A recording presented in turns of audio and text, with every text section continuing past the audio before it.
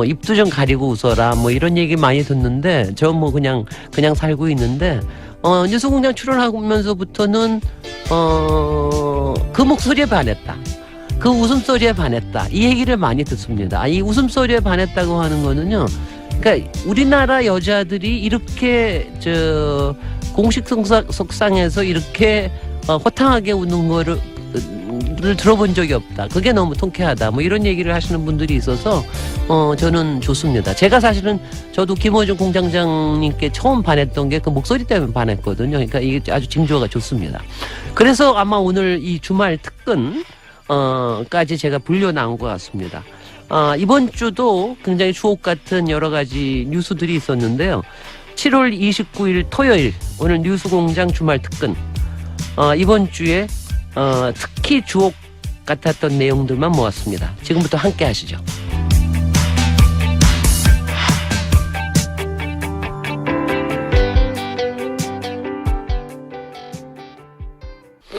제가 듣고 있으니까 지난 한 주에 김어준 공장장이 완전히 꽂힌 이슈가 신재생에너지인 것 같아요. 제가 한 두 번 정도 이렇게 코너를 들은 것 같은데, 특히 탈원전, 에 관련돼서 아마 관심이 워낙 크시다 보니까 신재생에너지에 관심이 이제 생기신 것 같은데요.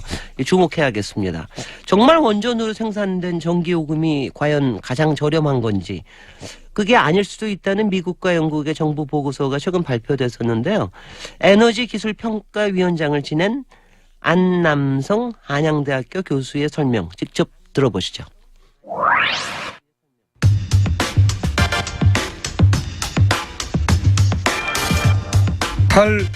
탈원전 논란 중입니다.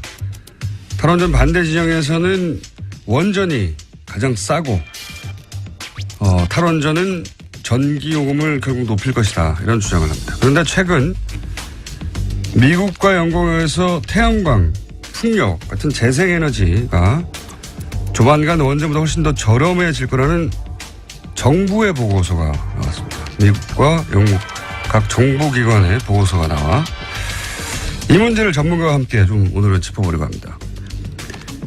에너지기술평가위원장을 지낸 한양대 안남성 교수님 스튜디오에 직접 나가십니다. 안녕하세요. 예, 감사합니다. 예, 굉장히 전문적인 영역이거든요, 이게. 예, 좀 어려운 분야입니다. 저희가 이걸 과연 소화할 수 있을지. 자, 우선 이 보고서가 나왔다는 제가 기사를 보고 이거 우리가 여태껏 알고 있던 상식과는 다르다. 원전이 여러 가지 위험에도 불구하고 가장 저렴하다. 이게 이제 가장 강력한 논리 중에 하나였거든요. 예. 그런데 그리고 이제 태양광 예를 들어서 회사가 태양광이 더 싸다. 이런 주장은 예전부터 해왔지만 미국과 영국 정부에서 태양광이 곧 더 원전보다 저렴해질 거라는 건 처음 들은 얘기거든요.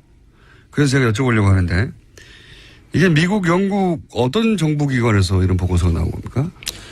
미국은 그 EIA라고 해갖고요. 예. 에너지 인스티튜트 오브 에이전시 이렇게 되어 있습니다. 그 미국에 매년 1년에 한 번 정도 정기적으로 그 모든 에너지 그 자원에 대해서 얼마 정도가 앞으로 있고 가격은 어떻게 바뀔 거고 뭐 특히 이제 발전 단가 같은 거 전기를 생산할 때 어떻게 변할 건지 이제 미래 뭐 예를 들면 뭐 한 30년 후에는 어떠한 에너지 믹스를 가지고 갈 건지 이런 내용들을 이렇게 전망하는 내용이 그 보고서고요. 매년 내는 거군요. 예. 그다음에 이제 영국 같은 경우는 영국의 그 상무성이라고 이제 뭐 상무성이요? 얘기하는데요. 네. 거기서 이제 이게 나름대로 거기도 이제 지금 에너지 문제가 상당히 에너지 문제는 중요한 정책이니까. 중요한 정책입니다. 특히 이제 영국 같은 경우는 이제 해상 풍력 같은 게 많은데 거기 또 원자력도 같이 지금 열심히 추진을 하고 있는 국가입니다. 그래서 이제 특히 이제 가격이 굉장히 중요하기 때문에 그런 인포메이션을 투자가한테 제공하기 위한 목적으로 항상 이렇게 발행을 하고 있습니다. 그 미국과 영국에서 이제 매년 앞으로 이제 에너지 정책을 어떻게 펼칠까 그 기준이 이제 기본적으로 첫 번째는 단가니까. 근데 그 보고서에 따르면은 태양광 혹은 풍력을 합친 이런 재생에너지 쪽이 얼마 있다가 더 원전보다 싸진다는 겁니까? 아니 뭐 한 10년 이내 이게 10년 이내요? 이내로 이렇게 뭐 싸진다 이렇게 많은 거기 보고서 2025년 6년 이렇게 얘기 나오고 있습니다. 단가가 전체적으로 확 떨어지는 것은 지금도 태양광하고 풍력 쪽은 단가가 많이 떨어지고 있습니다. 현실적으로. 물론 뭐 원전 얘기를 단가 얘기로만 할 수는 없는데. 맞습니다. 예. 그렇지만 하도 돈 얘기를 하니까요. 저쪽에서 더 싸다고. 그러면 7년이면 그렇게 먼 미래는 아니네요. 전체적으로 이제 좀 구체적으로 따져보겠습니다. 태양광의 단가가 점점 떨어지고 급격히 떨어지고 있다는데. 예. 저는 사실 태양광 발전 이야기는 아주 어린 시절부터 들었지만 곧 상용화될 것이다. 곧 얘기만 들었지 아직도 안 되거든요. 그런데 최근에 태양광 발전 단가가 굉장히 떨어졌다고 들었는데 그 이유가 뭡니까? 제가 그 이유를 아주 재밌는 얘기를 좀 드리면서 설명을 드리겠습니다. 2000년도에 재밌다고 자신 있게 말씀하시면 안 되는데 미리. 2000년도에 아니 이제 우리가 2000년도에 우리가 서브 프라임 모기지 사건이 이제 미국 월가에서 있지 않습니까? 네. 그래서 세계 경제가 휘청거리면서 굉장히 어려웠습니다. 네, 그렇죠. 근데 그때까지만 해도 사실 태양광 같은 게 정부 보조공으로 굉장히 운영이 이제 많이 됐었습니다. 그러니까 네. 나중에 언젠가 되긴 될 테지만 지금 당장은 아니다. 아니, 뭐 그때, 이런 예, 그 당시에요. 예, 근데 보조금으로 운영되다 보니까 정부가 경제가 어려우니까 다 줄였습니다. 보조금을 안 주기 시작했죠. 예, 그러니까 이제 유럽에 있는 특히 스페인이나 이탈리아 같은 이런 태양광을 대대적으로 하던 나라들이 다 취소를 했습니다. 보조금이 없어져가지고. 그런 이제 문제가 된 게 중국이 거의 한 70% 80%를 이제 공급을 하던 나라인데 이미 공급을 하려고 생산을 해놓은 그런 태양광 물량들이 있었습니다. 그걸 이제 유럽의 태양광들을 중국에서 보고했어요. 사실 거의 뭐 판넬 같은 거를. 근데 너무 싸게 들어오니까 사실 이제 독일도 있었고 미국도 있었는데 다 그 부도가 났습니다. 중국 때문에. 중국 업체 때문에. 그래갖고 이제 중국이 공급을 하려고 했는데 그게 시장이 없어지니까 그렇죠. 중국은 그걸 덤핑을 해서 다 어떻게든지 처리를 해야 되지 않습니까? 그때 가격이 한번 폭락을 합니다. 폭락을 하는데 거기서 이제 우리가 역설적으로 원래 이 태양광 같은 이런 기술들은 그 보급이 많이면 될수록 보급이 2배가 되면 가격이 한 30%가 떨어진다고 합니다. 이게 가격이 떨어지면 보급이 더디고 보급이 더디면 가격이 더 떨어지는 그 선순환을 지금 가져온 대표적인 케이스가 이게 보급의 규모의 경제 이제 그걸 이룬 상태가 지금 태양광입니다. 그래서 그때 가격이 확 떨어졌을 때 우리나라를 뭐 많은 나라들이 다 도산을 했지만은 우리나라에 뭐 신성솔라나 한화나 이런 회사들은 참 어렵게 이제 그걸 지탱을 했고요. 중국이 근데 그 남는 물량을 어떻게 처리했습니까? 그러니까 가격을 뭐 반값으로 처리한다든지 하여튼 뭐 엄청 싸게 덤핑으로 다 처리를 하는 바람에 태양광 가격이 떨어지고 그 가격에서 계속 유지가 되어 오면서 계속해서 이제 보급이 많아질수록 가격이 떨어지는 그 논리에 따라서 지금 계속 떨어지고 있는 걸로 제가 이렇게 파악하고 있습니다. 거기에 물론 기술 개발도 많이 되고 있습니다. 기여를 했지만은 이상한 굉장히 효과네요. 제가 판단하는 생각입니다. 아니 그럼 전문가시니까 지켜봤더니 제가 10여 년간 왜 태양광이 확 떨어졌나 단가가. 그게 아마 큰 계기가 되지 않았나 이렇게 생각하고 있습니다. 그러면 중국에서도 이 태양광 발전이 늘어나고 있습니까? 중국도 늘어나는데 중국은 지금 워낙 세계에서 가장 지금 태양광과 풍력이 많이 보급된 나라입니다. 거기는. 오히려. 그래서 태양광도 중국 내수 시장에서 많이 소비했겠네요. 그러면 내수는 가장 큰 시장입니다. 세계 시장의 한 2분의 1을 차지하는 절반이 중국에 다 있기 때문에요. 그 태양광 산업도 굉장히 발달이 됐고 풍력도 대규모로 이제 공급하다 보니까 기술도 굉장히 발달이 되어 있고 그래서 재생에너지 관련 기술은 중국이 세계 최고라고 이렇게 보통 얘기를 하고 있습니다. 그거 몰랐네요. 중국이 재생에너지 관련해서 세계 최고다.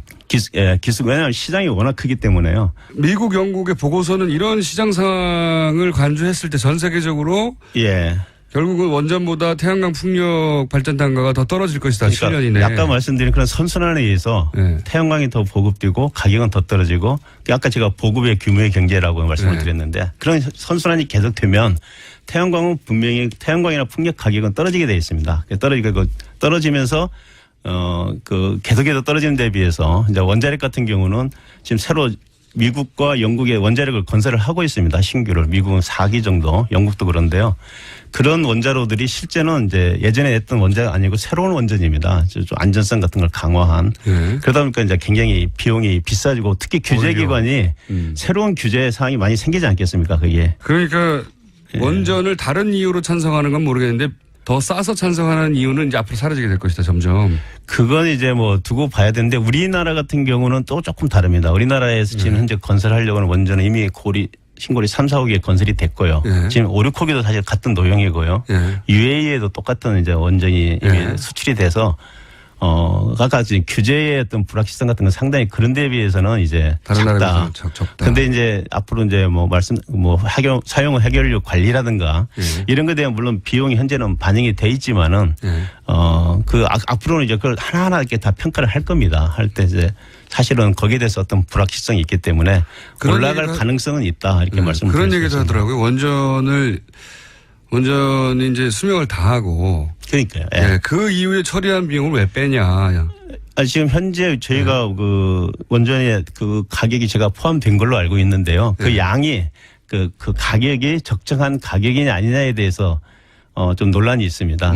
이제 반대하시는 분들은 굉장히 너무 적게 잡혔다. 마지막에 찬성하시는 분들은 뭐 충분히 들어가 있다. 이렇게 얘기를 하고 있는데 그건 아직도 뭐 실제 있습니다. 이제 뭐 가봐야 아는 그런 내용이기 때문에. 알겠습니다. 그 부분은 그 부분대로 하나의 논쟁거리인데 제가 이제 그럼 원전 아니면 뭘 할 거냐라는 질문을 당연히 하게 되거든요. 그런데 재생에너지가 뭐 7년 정도면 단가가 원전보다 더 싸진다고 하면 그건 이제 미국의 경우. 경우에 영국 미국 보고서인데 우리는 어떻게 될지 아직 모르겠습니다만은 그러면 7년이면 사실 금방이거든요. 금방입니다. 조만간이라는 게 7년인지 10년인지 모르겠습니다만 어쨌든 생각보다는 빠른 시간 내에 굉장히 경제성도 아주 좋아질 거라고 기술적인 관점에서는 그렇게 예상되는데 우리가 이거를 그러면 적용할 수 있는 가능성은 어떻습니까? 전문가 보시면. 그래서 아마 이번 그 문재인 정부에서 우리가 2030년까지 신재생을 20%를 하겠다 이렇게 이제 사실 그 공약을 내세우고 지금 추진을 아마 제가 하는 걸로 알고 있습니다. 그 이유가 이제 아까 같이 그 태양광이나 풍력의 가격이 이렇게 급속도로 떨어지는 걸 이제 인지를 하신 것 같고요. 그럼 지금부터 준비해야 되지 않습니까? 지금 준비를 이제 시작하겠죠. 이제 정부가 시작이 됐으니까. 그게 가격이 떨어지면서 뭐 예를 들면 이제 문제는 아까 말씀드린 그런 부지 문제. 그걸 어떻게 해결할 거냐가 이제 앞으로 산업부나 환경부나 이런 정부 기관들이. 그래서 정부 의지가 중요하다고 말씀하셨죠. 근데 정부가 통합을 해야 되고요. 전체적으로. 그걸 아마 이제 청와대나 이런 데서 통합을 해서 한 컨트롤 타워가 있어야 되지 않나. 그렇게 하지 않고는 물론 뭐 가격은 떨어지지만 그 부지 문제를 해결하기 위해서는 특히 규제가 가장 큰 거기 때문에요. 그 한 부처의 힘만 갖고는 안 되는 것 같습니다. 정부 그래서 의지가 중요하다. 정부가 강력하게 그런 의지를 내세우고 그 목표를 향해서 가는 게 정부가 통합 컨트롤 타워를 세워서 힘을 실어주고 해야 된다는 거잖아요. 당연히 그렇습니다. 그렇지 않으면 힘듭니다. 20% 목표 달성을 하려면요. 정말 혁명적인 말씀드린 대로 그 사고 방식 우리가 접근 방법이 필요합니다.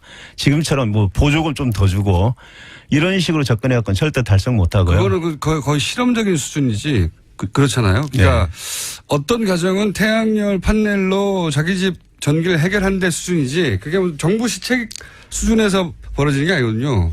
그 당연히 그건 정부의 의지가 가장 중요하다고 생각합니다. 저는. 정부가 그런 의지를 보이려면 사실은 사람들이 이해를 해야 되거든요. 이 사안을. 태양광이라고 하면 아직도 그거는 기술 개발 중이고 그냥 실험적인 거지. 그건 개인 단위의 주택 태양광 지붕에 설치하는 이 정도지. 그게 정말로. 그걸 이제 미래를 우리가 조금만 보면 한 10년만 지나면은요. 요즘 우리 전기자동차 얘기 많이 하지 않습니까? 저장장치 얘기 많이 하고요. 일반 집에서 지붕에서 태양광으로 전력을 생산해서요. 배터리에 저장을 해놓고 내가 사용하고 남는 전기는 또 전기자동차가 와서 충전을 해서 사용하는 이런 시대가 온다고 이제 멀지 않았다. 그 미국 DOE에서 최근에 나온 보고서를 보면요. 레스된 이게 10년 이내. 그것도 얘기를 하고 있습니다. 전기자동차까지 연결해서 생각해보면 그러네요. 호주 이제 보면 지금 그렇게 하고 있고요. 이미. 굉장히 큰 변화가 하는데 그 핵심은 뭐냐? 저는 태양광 발전이라고 생각합니다. 알겠습니다. 안남성 교수님이었습니다. 감사합니다. 감사합니다. 안남성 교수님 인터뷰에 아주 반응이 폭발적이었는데요. 태양광 설치와 관련된 아이디어가 정말 많이 들어왔습니다. 9787번님 외에 여러분들께서 도로에 태양광 지별판을 설치하자는 의견을 주셨습니다. 5760번님께서는 이태리에서는 이미 고속도로 옆으로 태양광 지별판을 설치해서 운영하고 있다. 문자를 주셨습니다. 여기에 이제 이현정 님이 이런 말씀을 하셨습니다. 과학기술은 이미 국내 기술이 세계 정상급입니다. 문제는 국가 정책 의지이고 유저 프렌들리 디자인입니다. 공장장 말씀하신 도로차, 농촌 등에서의 활용은 이미 시제품까지 나온 상용화 단계입니다. 빛, 열, 진동 등 대체 에너지에 대한 홍보와 관심이 필요합니다. 이렇게 제언을 주셨는데요. 요새 김어준 공장장님께서 너무 이 신재생 에너지에 꽂혀 있으시고 탈원전에 꽂혀 있으셔서 제가 도시 이야기에서 독일의 프라이부르크를 한번 다루려고 그럽니다. 이게 이제 생태도시, 환경도시, 원전에서 탈피하려고 만들어진 이제 생태 개념인데 언제 한번 다루도록 하겠습니다. 토요일 아침, 교통 상황은 어떨까요? 교통정보 듣고 이어가겠습니다. 화요일에 국정원 댓글 사건을 최초로 제보했던 분이 뉴스공장 스튜디오를 직접 찾아오셨습니다. 전직 국정원 직원이 실명을 밝히고 얼굴을 공개하면서까지 방송을 통해 밝히고자 하는 진실은 무엇일까요? 직접 들어보시겠습니다.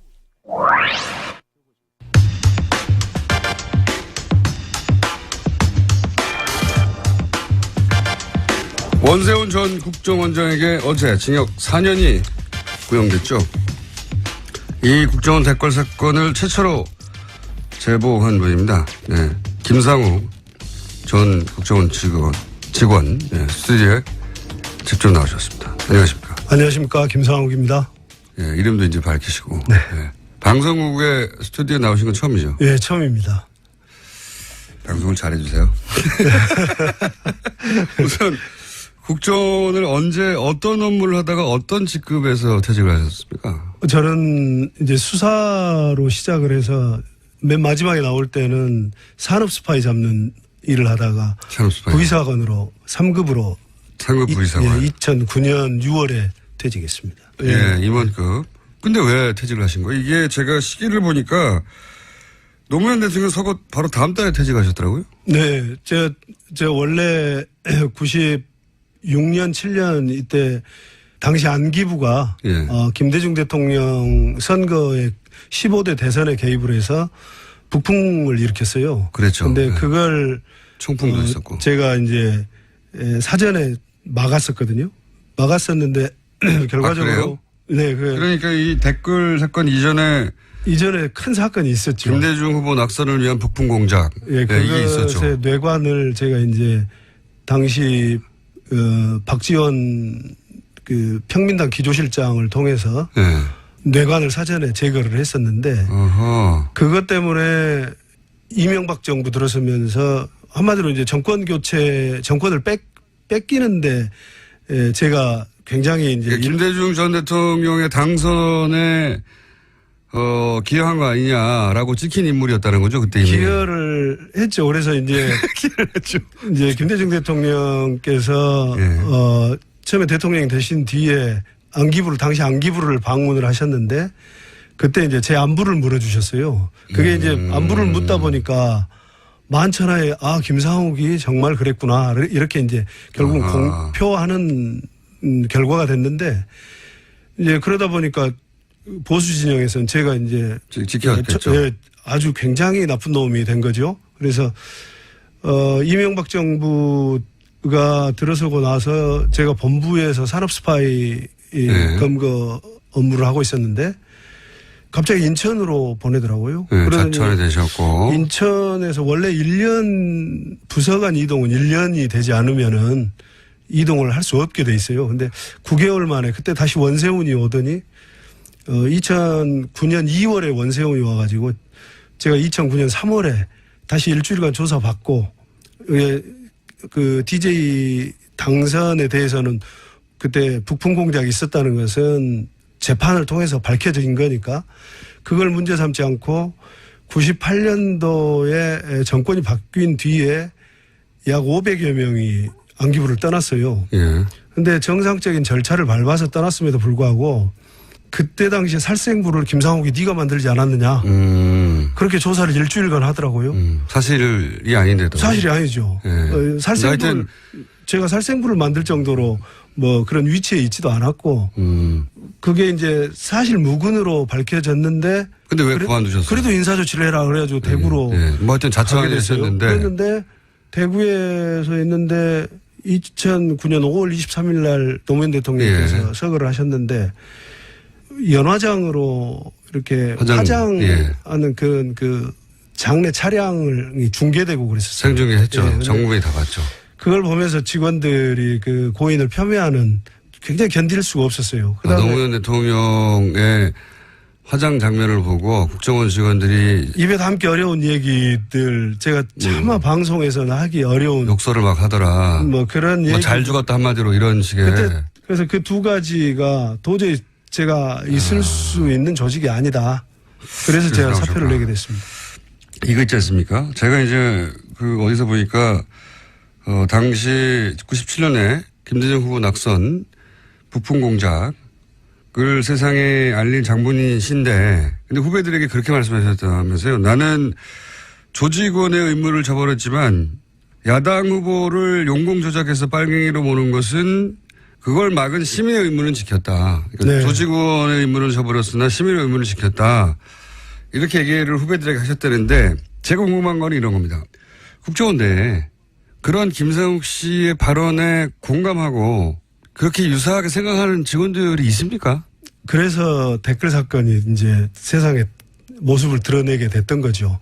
제가 후배들이 제가 이제 김대중 대통령 그 용공 조작을 막았다라는 것은 다 알려졌어요. 네. 국정원 내부에서는 그걸 이해하고 그런 따라준 후배들이 꽤 있었어요. 국정 내부에 있어요. 그 후배들이 제가 퇴직한 이후에 내부에서 있었던 부조리한 면들을 네. 얘기를 토로를 하고 격정적으로 토로하고 하면서 제가 이제 댓글 사건도 캐치를 하게 된 겁니다. 그 선배 그 사이에 이런 일들이 있었어라고 하면서 이제 그 김상욱 씨가 나오면서 했던 나는 시민에서 의무가 중요하다고 생각했다고 하는 발언에 대해서 동조했던 내부 직원들 중에 일부가 와서 선배 이제 이런 일도 있어요. 이제 국정원 내부에 이런 토로하는 과정에 국정원 댓글 사건도 그렇죠. 나온 거군요. 네. 그 이후로는 이제 전개 상황을 압니다. 그러니까 뭐 간단하게 얘기해서 이제 대북 심리전하는 부서가 북한이 아니라 국민들 상대로 심리전 한 거잖아요, 이게. 그렇죠. 예. 네.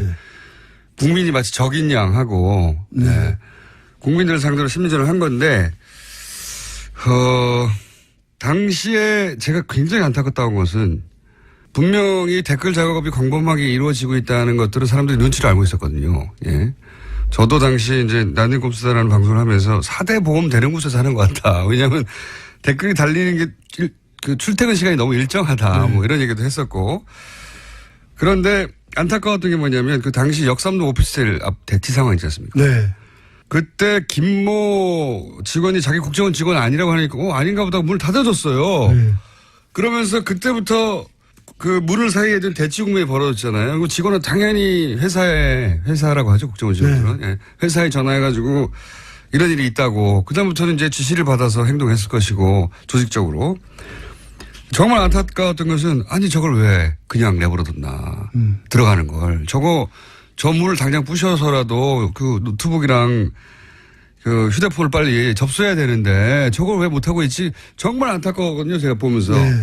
그때 그 현장을 보셨을 거 아닙니까? 그런 생각 안 하셨어요? 원래는 제가 며칠간 해서 이제 현장도 확보를 했고 대상도 특정을 했고 그랬는데 제가 왜 직접 안 가셨어요 그때? 절름발이로 위장을 하고 있었어요 제가. 그래서 그게 왜 위장을 했냐면 네. 장비가 필요한데 네. 가장 긴 게 뭘까 생각을 해보니까 목발이 가장 길더라고요. 그래서 목발을 가지고 문을 장악을 해야 되겠다. 문에 먼저 걸어야 되겠다. 문 열리기만 하면 내가 걸어야 되겠다라고 생각을 하고 그 다음에는 이제 뭐 노트북이고 휴대폰이고 증거물을 찾을 수 있겠다 했는데 그 증거물을 잡아야 되지 않습니까? 무엇보다도. 근데 이제 막상 민주당에서 그때 당시에? 이제 전부 다 몰려오고 있는 상황인데 카메라가 이제 오는 거예요. 근데 제가 카메라에 익숙질 않은 상태에서 첫 번째. 이걸 전직 선배가 아무리 불법 현장이지만 후배를 이렇게 제압을 하고 이런 모습들이 역사적으로 굉장히 길이 남을 텐데 안 좋은 모습이 될 것 같은 생각이 들었어요. 굳이 무슨 뭐 현행범을 잡으면 머리카락이라도 잡으면은 경찰들 특진을 한다고 그래서 뭐 다 달라들고 한다는데 내가 공명심을 위해서 하는 것도 아니고 내가 이래서 안 되겠다 그래서 꼭 내가 해야 될 필요는 없다. 이거. 예, 그래서 그때 민주당원들을 한 2시간 정도 교육을 시켜서 이렇게 하라고. 틀림없이 국정원 직원 아니라고 할 거다. 그건 100% 아닙니까? 예, 그래서 그런데 만약에 이제 폭행 사건이 있으면 단순 폭행 정도로 입건은 될 수 있다. 하지만 지금 이제 정권을 놔두고 싸우는 건데 예. 반드시 예, 확보해라. 반드시 다른 거 필요 없다. 들어가면 노트북과 랩탑이 있을 건데 랩탑은 필요 없고 핸드폰과 노트북을 반드시 확보를 해라. PC는 필요 없고 예, 노트북과. 뭐 그것만 잡으면 전부 다 확보할 수 있다. 이렇게 얘기를 했는데 저도 너무 당연한 것 같은데. 또 그리고 제가 밖에 서 있는데 예. 들어갔던 분이 나왔어요. 그러면서 저를 보고 국정원 직원 아니라는데요. 그래서 어떻게 됐습니까? 그랬더니 들어갔어요. 이런 거. 그걸로 역사가 바뀐 겁니다. 그러면서 제가 현장을 따랐습니다. 아, 그게 그렇게 된 거군요. 네. 아니, 저는, 저 장소를 특정할 정도의 정보면 대단히 고급 정보 선수가 했을 텐데 어떻게 저 앞에서 아니라고 하고 그냥 문 닫고 나왔지? 이거 말이 안 되는 것 같은데? 그리고 왜 대치하고 있지? 바로 문 닫았으면 따고라도 들어가가지고. 아니, 그래봐야 결국 주거침입죄고. 그러니까요. 그렇게 해서 확보할 수 있는 거는 지금 정권이 왔다 갔다 하는 증거물이지 않습니까? 그걸 어떻게 저렇게 바보같이 처리하고 있지 생각했었거든요. 근데 안 해본 사람들이 하다 보니까. 너무 황당했어요. 천재이루의 기회였잖아요. 결정적 찬스였는데요. 예. 그런데 그 한마디에 돌아설 수 있었을까? 지금 생각해도 안타깝네요. 네. 지금 생각해도. 그리고 나서 대선에서 박근혜 전 대통령이 선출되는 걸 보면서 내 인생은 이제 무지하게 꼬이겠구나 이런 생각 안 하셨어요? 그 당일날, 다음날? 그랬죠. 그날 밤에 이미 이제 당락이 결정되는 것을 보면서 큰일 났다. 큰일 났다. 이거 사고를 쳐도 크게 쳤는데 이걸 앞으로 5년 동안 어떻게 살아야 되나? 5년 뒤는 또 기약이 있나? 그런 생각을 했죠. 제가 대선 이틀 후에 비행기를 탔기 때문에 주진우 기자와 함께 아주 긴 터널을 시작했거든요. 예. 그리고 그 권력이 최고 권력이 직접적으로 타겟으로 하는 상태에서 5년간을 생으로 버텨야 하는 게 어떤 기분인지 그 겪어보지 않은 사람 잘 모릅니다. 네. 그 기분을 잘 알기 때문에 여쭤보는 건데 그 순간 후회는 안 하셨어요? 내가 왜 그랬을까? 사건을 했던 것에 대해서는 후회는 안 했어요. 하지만 그 뒤에 정말 고생하셨죠. 예, 근데 이제 어떤 비난을 감수하고라도 내가 했어야 되는데 내가 직접 했어야 되는데라는 생각, 그런 후회를 그건 했죠. 정말 후회가 되셨겠죠. 네, 그게 네. 지금도 후회스러운 장면입니다. 그 5년간 겪어본 사람, 저도 겪어봤기 때문에 드리는 말씀입니다만은 그 5년간의 압박, 그런 압박은 상상하고는 다르게 실제로 겪으면 엄청난단 말이죠. 그래서 주변과 일상생활 전체가 무너지거든요. 인간관계도 다 무너지고 그러지 않으셨어요? 다 무너졌죠. 다 무너지고 뭐 또 국정원 대변인이 언론에 대고 뭐 개인의 영달을 위해서 조직을 팔아먹은 쓰레기 뭐 이렇게 얘기를 하고, 또 국정원 내부에 제가 이제 그 입사 동기들로 이루어진 친목회가 있어요. 네. 그런데 그 동기회에서도 제명당했다는 소식을 듣고 그래서 동기에도 버림받고 굉장히 힘들었죠. 네. 굉장히. 집에서도 굉장히 우울증 겪었을 것 같아요. 일단 이제 아내는 갑자기 아침 식사도 하기 전에 압수수색이 들이닥쳤고 이미 검찰에서. 네. 저처럼 다음날 비행기를 탔어야 되는데. 그래 둘이서 이제 집사람 어쩔 줄 몰라 했고 그 뒤로 이제 무슨 상당히 대인기피증도 생기고 좀 엉망이 됐습니다. 예, 다 망가지죠. 예. 자, 오늘은 말이죠. 일부로 하죠, 일부. 다음 주에 한 번 더 오셔야 될 것 같습니다. 요 정도로 하고 한 번 더 오시죠. 휴가 가야 되는데요. 갔다 와서 다시 한번 오시죠. 예. 다시 한번 오시기로 하겠습니다. 예. 김상우 씨였습니다. 감사합니다. 네, 감사합니다. 이제는 말할 수 있다. 이런 분들이 얼마나 많으실까요? 김상욱 씨의 인터뷰에 많은 청취자들께서 공감하고 지지하는 문자 보내주셨는데요.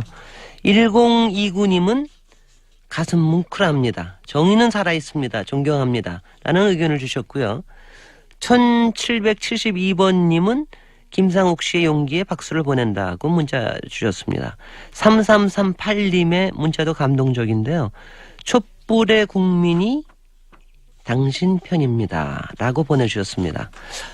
문재인 정부 출범 이후에 사실 이제 여러 군데서 이제 새로운 진실들이 드러나고 있는데요. 국정원 내에서도 적폐청산 TF가 구성돼가지고 그 뭐 원세훈 녹취록이라든가 이런 것들 이제 새로 만들어지고 또 이제 공개되고 이러고 있는데 국정원 대선에 대한 댓글 사건 등 정치 개입 사건에 대해서는 정말 치밀하게 적폐가 청산이 돼. 노회찬 전 대표의 이름 없는 코너. 사실은 이름이 없는 게 가끔 더 유명해질 때가 있어요. 저는 노회찬 대표님께서 이름을 안 정하시는 게 그거를 노리시는 게 아닌가. 이름이 없음으로 해서 더 유명해질 수 있다. 많은 분들이 기다리는 코너죠. 이번 주도 여러분들의 기대를 저버리지 않았습니다. 들어보시죠.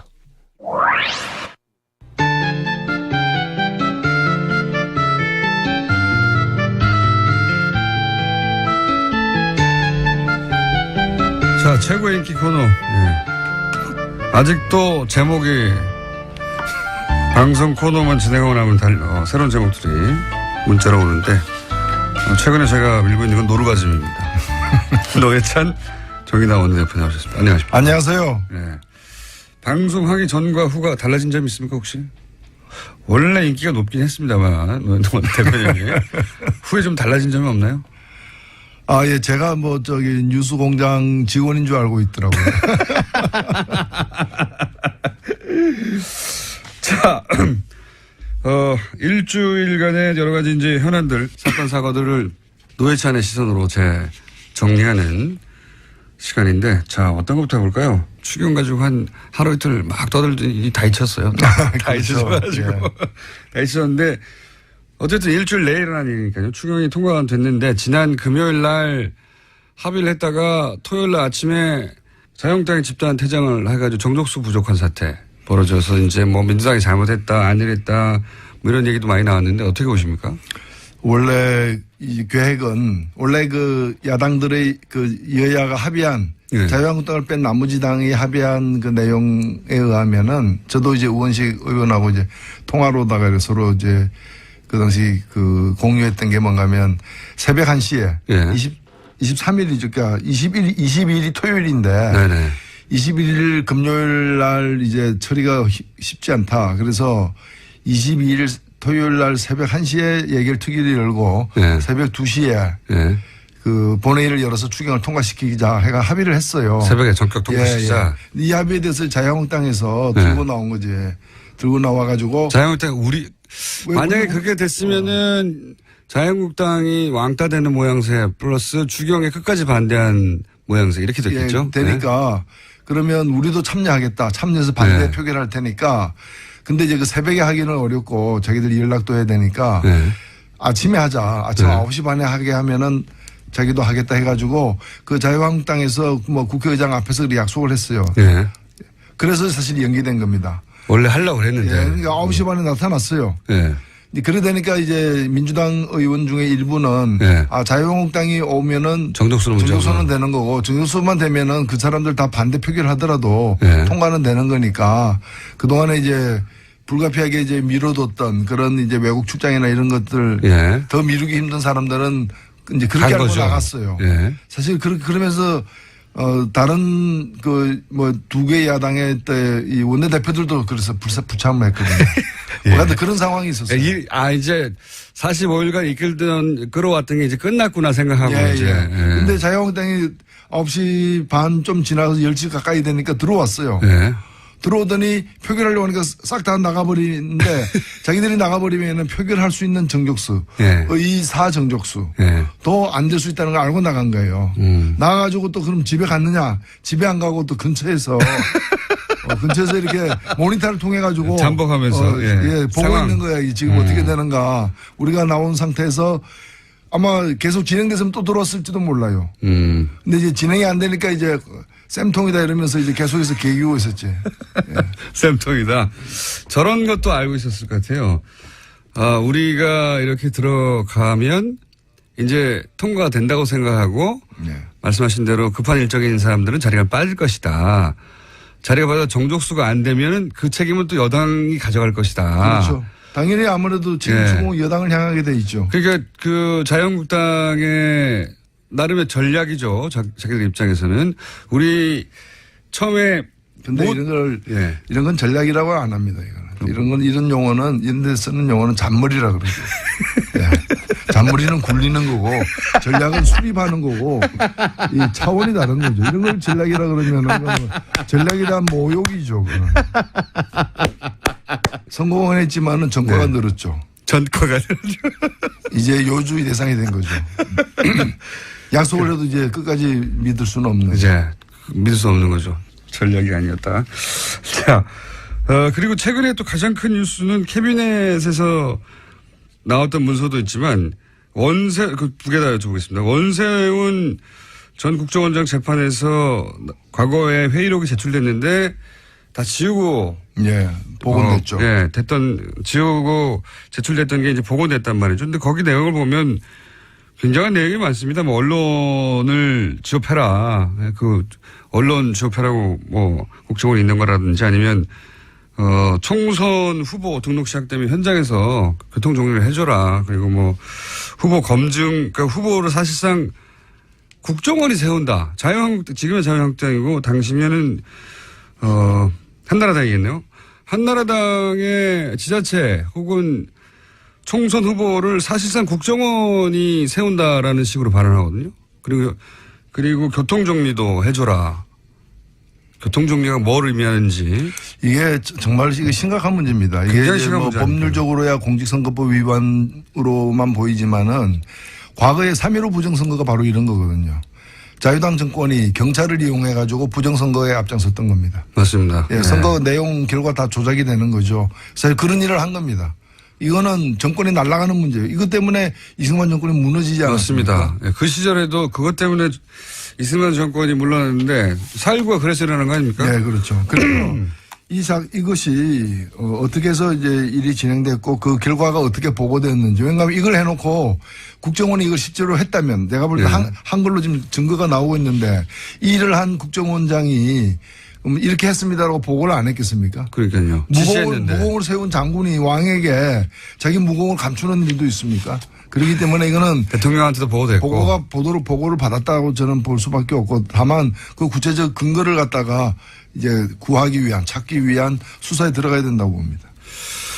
이게 정말 대단한 부정이거든요. 국정원장이 특정 정당의 국정원의 자원을 활용해서 이제 특정 정당 후보를 사실상 우리가 정하는 것이고 그리고 현장에서는 교통정리도 해라. 이 얘기는 저는 이렇게 이해가 됐거든요. 예를 들어서 당시 여당 후보가 상대하는 야당 후보가 좀 세면 그쪽에 맞타당을 한다든가 정리를 좀 해주라는 거죠. 뭐 여당끼리 후보가 좀 많으면 좀 낙점한 사람 외의 사람들은 털어내게 해주고 뭐 이런. 국민이 뽑아야 되고 정당이 그 내부 후보자를 가려야 되는데 국정원이 나타나가지고 정리한다는 자체가 이렇게 되니까 레밍 의원 이런 게 생기는 겁니다. 네. 이상한 사람들이 이제 생기는 거죠. 당정청이 아니라 당정청국이 따로 있었던 것 같아요. 예. 네. 실제로 국정원은 지금도 이게 정확하게 그 진상들이 다 안 밝혀지고 있긴 한데 그 당시 국정원은 자유한국당의 내부 기관인 거죠. 이렇게 되면 한 몸이었어요. 한 몸. 진정한 협치를 갖다가 한 거죠. 한 몸이죠. 예. 그러니까 국정원과 청와대가 전국을 주도하고 예. 밖으로는 이제 그 간판은 이제 정당 이름을 걸었지만 실제 일은 여기서 했다고 봐야죠. 그렇게 보여지는 문서들이 나오고 있고 이제 TF가 활동을 시작하면 더 많은 문서가 나오겠죠. 자, 그런 일이 또 있었고요. 그리고 캐비넷 문건 중에 가장 최신 버전은 MB 시절에 제1롯데 인허가 문제 예. 관련 문서가 등장했다. 이런 내용이 있습니다. 이게 그 재밌는 것은 이 문건이 어디서 나왔냐는 거예요. 국가안보실에서 나왔습니다. 근데 하필이면 이 문건이 롯데월드 건물을 짓는데 왜 문건이 국가안보실에서 나왔느냐. 사실은 이 내용에 국방부가 관련이 돼 있거든요. 그렇죠. 예. 네, 원래 국방부가 그 롯데타워를 갖다가 세우는 걸 반대해 왔는데 그렇죠. 그걸 MB 대통령이 그걸 누르고 예. 이제 2009년에 허가를 해준 겁니다. 예. 그래서 누르는 과정에서 국방부기 때문에 청와대에 있는 기구인 국가안보실을 이용해서 국방부를 눌렀을 가능성이 있는 거고 그 조정 결과도 성남에 있는 서울공항 활주로를 갖다가 3도 각도를 갖다가 틀어서. 3도 틀어가지고 왜냐하면 네. 원래대로 놔두면은 비행기가 유사시에 네. 그 롯데타워 때문에 제대로 이렇게 이착륙을 못하니까 그렇죠. 발진하기도 어렵고 하니까 활주로를 갖다 트는 방향.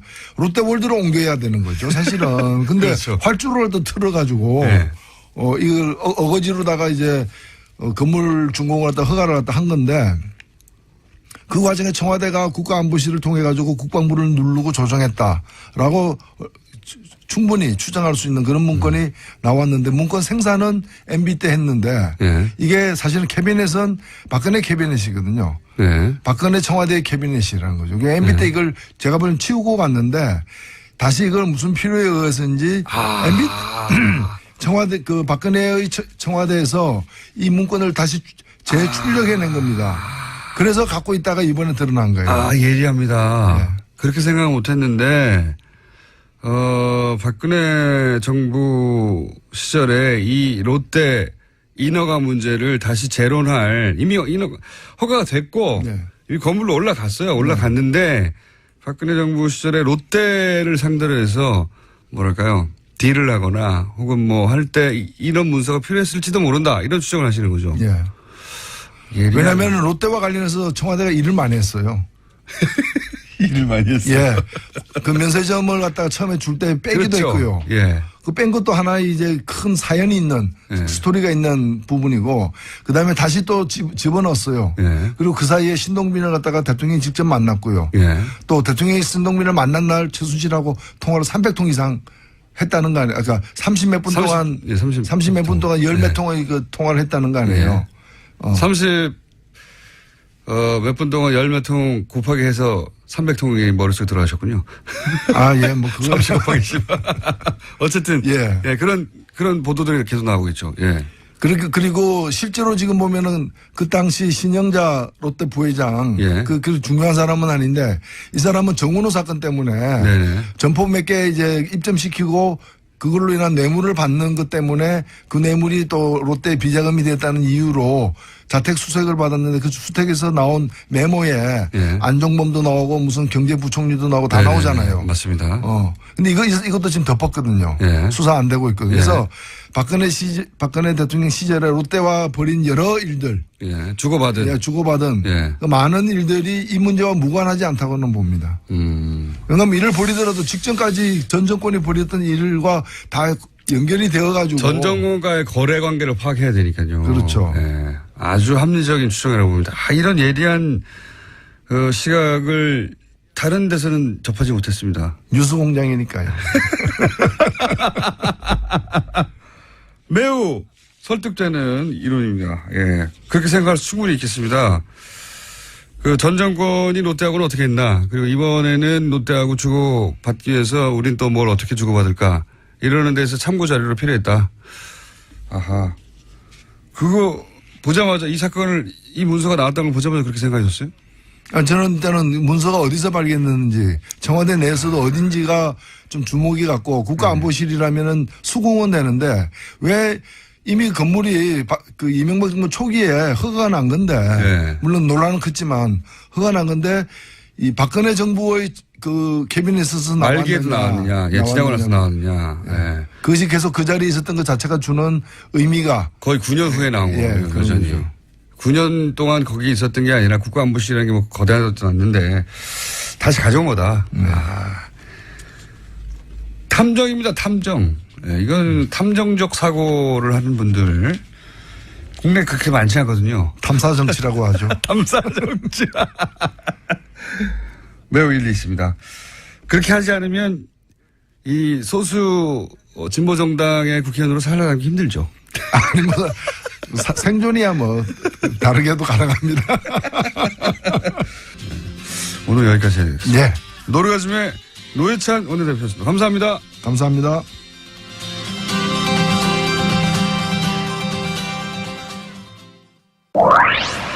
네, 노회찬 의원님 매주 명언을 남기시는데요.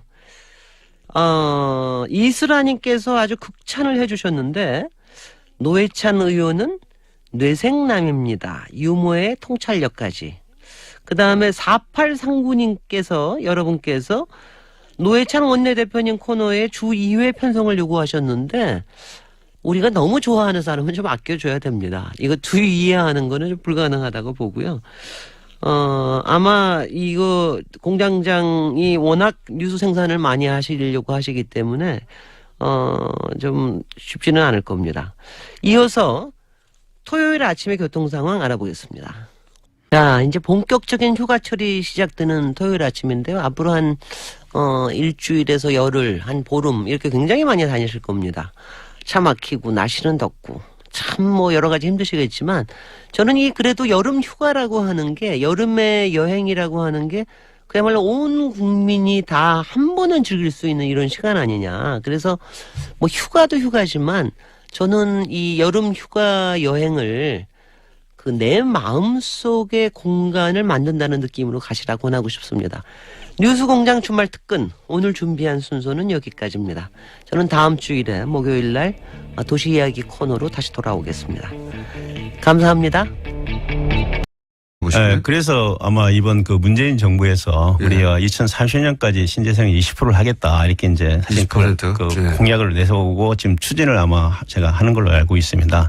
그 이유가 이제 아까 같이 그 태양광이나 풍력의 가격이 이렇게 급속도로 떨어지는 걸 이제 인지를 하신 것 같고요. 그럼 지금부터 준비해야 되지 않습니까? 지금 준비를 이제 시작하겠죠. 이제 정부가 시작이 됐으니까. 그게 가격이 떨어지면서 뭐 예를 들면 이제 문제는 아까 말씀드린 그런 부지 문제. 그걸 어떻게 해결할 거냐가 이제 앞으로 산업부나 환경부나 이런 정부 기관들이. 그래서 정부 의지가 중요하다고 말씀하셨죠. 근데 정부가 통합을 해야 되고요. 전체적으로. 그걸 아마 이제 청와대나 이런 데서 통합을 해서 한 컨트롤 타워가 있어야 되지 않나. 그렇게 하지 않고는 물론 뭐 가격은 떨어지지만 그 부지 문제를 해결하기 위해서는 특히 규제가 가장 큰 거기 때문에요.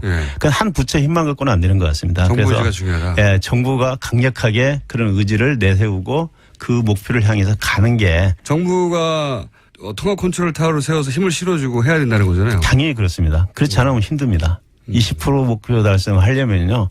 정말 혁명적인 말씀드린 대로 그 사고 방식, 우리가 접근 방법이 필요합니다. 지금처럼 뭐 보조금 좀 더 주고 이런 식으로 접근해갖고는 절대 달성 못 하고요. 그거는 거의 실험적인 수준이지. 그렇잖아요. 그러니까 어떤 가정은 태양열 판넬로 자기 집 전기를 해결하는 데 수준이지 그게 정부 시책 수준에서 벌어지는 게 아니거든요. 예, 그 당연히 그건 정부의 의지가 가장 중요하다고 생각합니다. 저는. 정부가 그런 의지를 보이려면 사실은 사람들이 이해를 해야 되거든요. 이 사안을. 태양광이라고 하면 아직도 그거는 기술 개발 중이고 그냥 실험적인 거지. 그건 개인 단위의 주택 태양광 지붕에 설치하는 이 정도지. 그게 정말로. 그걸 이제 미래를 우리가 조금만 보면 한 10년만 지나면은요. 요즘 우리 전기자동차 얘기 많이 하지 않습니까? 저장장치 얘기 많이 하고요. 일반 집에서 지붕에서 태양광으로 전력을 생산해서요. 배터리에 저장을 해놓고 내가 사용하고 남는 전기는 또 전기자동차가 와서 충전을 해서 사용하는 이런 시대가 온다고 이제 멀지 않았다. 그 미국 DOE에서 최근에 나온 보고서를 보면요. 레스된 이게 10년 이내. 그것도 얘기를 하고 있습니다. 전기자동차까지 연결해서 생각해보면 그러네요. 호주 이제 보면 지금 그렇게 하고 있고요. 이미. 굉장히 큰 변화가 하는데 그 핵심은 뭐냐? 저는 태양광 발전이라고 생각합니다. 알겠습니다. 안남성 교수님이었습니다. 감사합니다. 예, 감사합니다. 안남성 교수님 인터뷰에 아주 반응이 폭발적이었는데요. 태양광 설치와 관련된 아이디어가 정말 많이 들어왔습니다. 9787번님 외에 여러분 여태껏 알고 있던 상식과는 다르다. 원전이 여러 가지 위험에도 불구하고 가장 저렴하다. 이게 이제 가장 강력한 논리 중에 하나였거든요. 그런데 그리고 이제 태양광 예를 들어서 회사가 태양광이 더 싸다. 이런 주장은 예전부터 해왔지만 미국과 영국 정부에서 태양광이 곧 더 원전보다 저렴해질 거라는 건 처음 들은 얘기거든요. 그래서 제가 여쭤보려고 하는데 이게 미국, 영국 어떤 정부기관에서 이런 보고서가 나온 겁니까?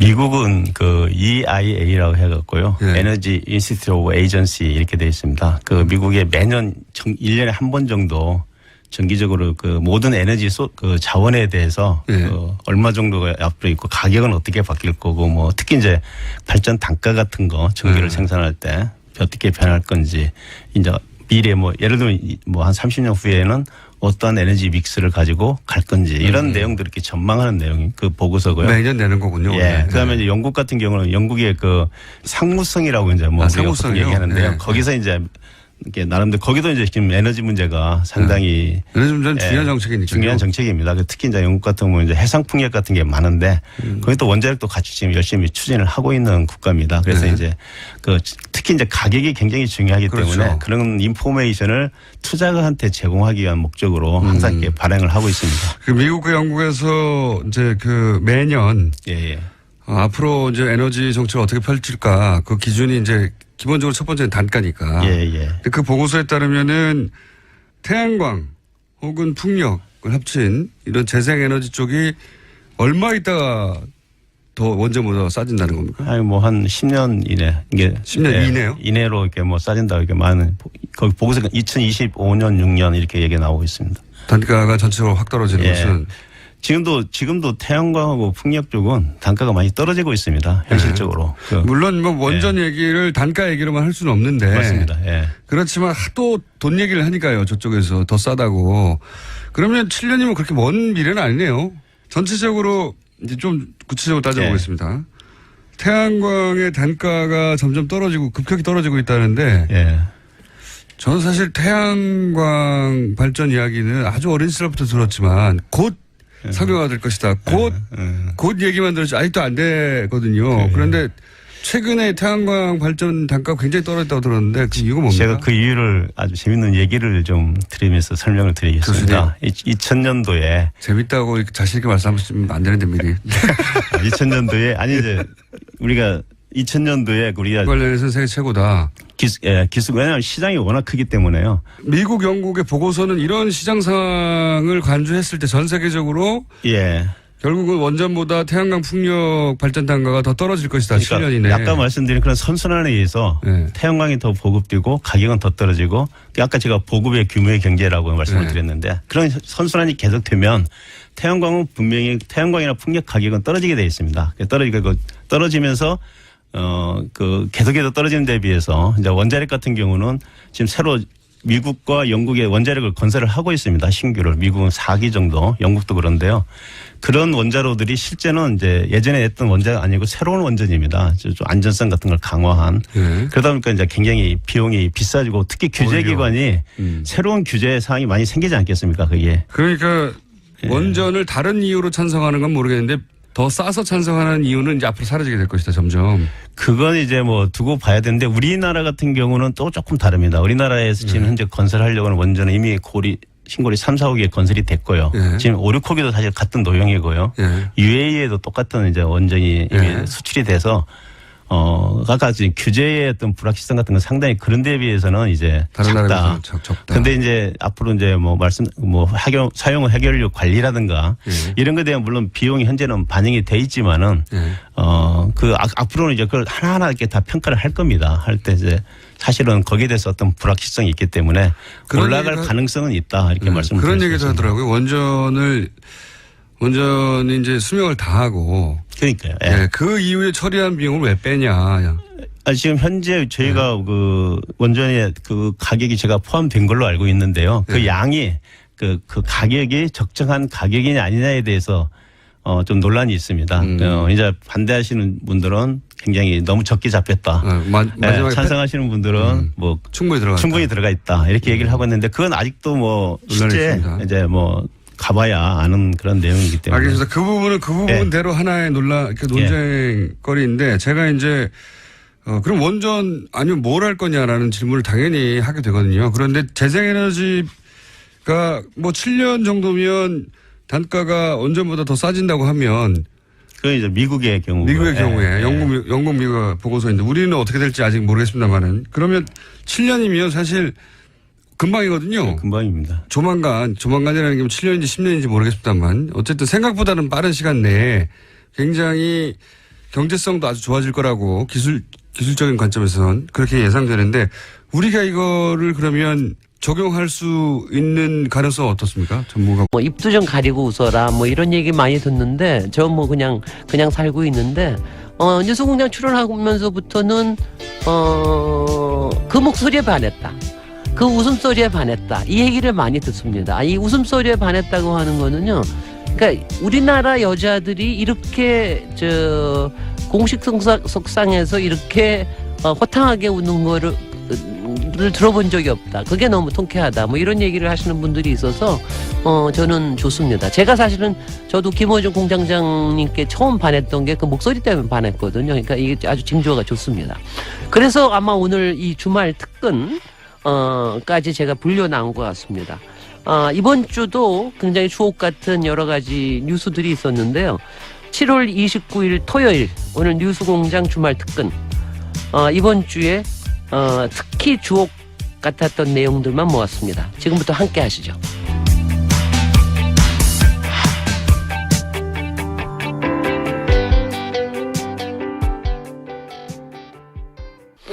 제가 듣고 있으니까 지난 한 주에 김어준 공장장이 완전히 꽂힌 이슈가 신재생에너지인 것 같아요. 제가 한 두 번 정도 이렇게 코너를 들은 것 같은데, 특히 탈원전, 에 관련돼서 아마 관심이 워낙 크시다 보니까 신재생에너지에 관심이 이제 생기신 것 같은데요.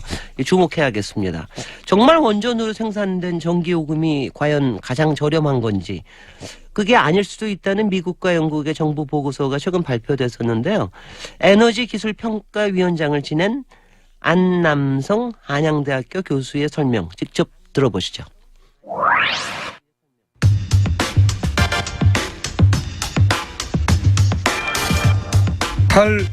탈원전 논란 중입니다. 탈원전 반대 진영에서는 원전이 가장 싸고 탈원전은 전기요금을 결국 높일 것이다 이런 주장을 합니다. 그런데 최근 미국과 영국에서 태양광, 풍력 같은 재생에너지가 조만간 원전보다 훨씬 더 저렴해질 거라는 정부의 보고서가 나왔습니다. 미국과 영국 각 정보기관의 보고서가 나와 이 문제를 전문가와 함께 좀 오늘은 짚어보려고 합니다. 에너지기술평가위원장을 지낸 한양대 안남성 교수님 스튜디오에 직접 나가십니다. 안녕하세요. 예, 감사합니다. 예, 굉장히 전문적인 영역이거든요, 이게. 예, 저희 어려운 분야입니다. 저희가 이걸 과연 소화할 수 있을지. 자, 우선 이 보고서가 나왔다는 제가 기사를 보고 이거 우리가 서브 프라임 모기지 사건이 이제 미국 월가에서 있지 않습니까? 네. 그래서 세계 경제가 휘청거리면서 네네. 굉장히 어려웠습니다. 네, 그렇죠. 근데 그때까지만 해도 사실 태양광 같은 게 정부 보조공으로 굉장히 운영이 이제 많이 됐었습니다. 그러니까 네. 나중에 언젠가 되긴 될 테지만 지금 당장은 아니다. 그때, 뭐 이런 그 당시에요. 예, 근데 보조금 운영되다 보니까 정부가 경제가 어려우니까 다 줄였습니다. 보조금을 안 주기 시작했죠. 예, 그러니까 이제 유럽에 있는 특히 스페인이나 이탈리아 같은 이런 태양광을 대대적으로 하던 나라들이 다 취소를 했습니다. 보조금 없어져가지고. 그런 이제 문제가 된 게 중국이 거의 한 70% 80%를 이제 공급을 하던 나라인데 이미 공급을 하려고 생산을 해놓은 그런 태양광 물량들이 있었습니다. 그걸 이제 유럽의 태양광들을 중국에서 보고했어요. 사실 거의 판넬 같은 거를. 근데 너무 싸게 들어오니까 사실 이제 독일도 있었고 미국도 있었는데 다 그 부도가 났습니다. 중국 때문에. 중국 업체 때문에. 그래갖고 이제 중국이 공급을 하려고 했는데 그게 시장이 없어지니까 그렇죠. 중국은 그걸 덤핑을 해서 다 어떻게든지 처리를 해야 되지 않습니까? 그때 가격이 한번 폭락을 합니다.